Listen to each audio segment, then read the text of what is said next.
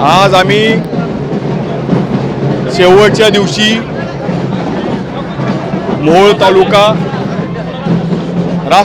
मोहोळ तालुका भारतीय जनता पार्टीच्या वतीने 6च्या 6 जिल्हा परिषद आणि 12च्या 12 पंचायत समिती या ठिकाणी आम्ही उमेदवारी अर्ज आम्ही त्या ठिकाणी दाखल केलेला आहे।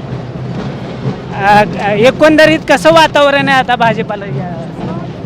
अतिशय उत्साहाचं वातावरण आहे, अतिशय पोषक वातावरण आहे। कारण आत्ताच नुकतीच आमच्या मोहोळ नगर परिषदेची निवडणूक झाली आणि या निवडणुकीमध्ये मोहोळ शहरामध्ये सगळ्यात मोठा पक्ष हा भारतीय जनता पार्टी त्या ठिकाणी ठरलेला आहे।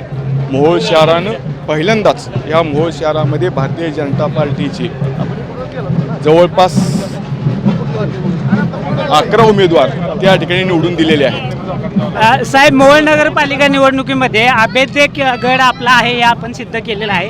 विरोधकांना आणि एकूणच जनतेला काय आव्हान करा? आम्ही एकच आव्हान करू की सातत्यानं आम्ही भारतीय जनता पार्टीच्या माध्यमातून या मोहोळ तालुक्यामध्ये अतिशय तरुण वर्गापासून ते शेतकऱ्यापर्यंत आम्ही त्या ठिकाणी देवाभाऊंच्या नेतृत्वाखाली विकासाची कामं आणण्याचा आम्ही त्या ठिकाणी प्रयत्न केलेला आहे आणि लोकांचा सुद्धा विश्वास आहे भारतीय जनता पार्टीवर की केंद्रामध्ये सत्ता आहे, राज्यामध्ये सत्ता आहे, म्हणून यंदासुद्धा तालुक्यामध्ये आणि जिल्ह्यामध्ये भारतीय जनता पार्टी सत्ता आल्याशिवाय त्या ठिकाणी राहणार नाही। धन्यवाद साहेब। आणि आपण बाळराजे पाटील यांच्याशी संवाद साधला।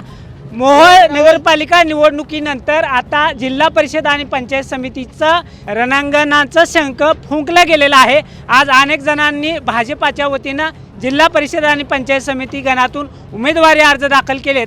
बाळराजे पाटील यांनी विश्वास व्यक्त केला आहे की कोणत्याही परिस्थितीमध्ये झेडपी आणि पंचायत समितीवर आमचाच झेंडा आम्ही फडकवणार आहोत।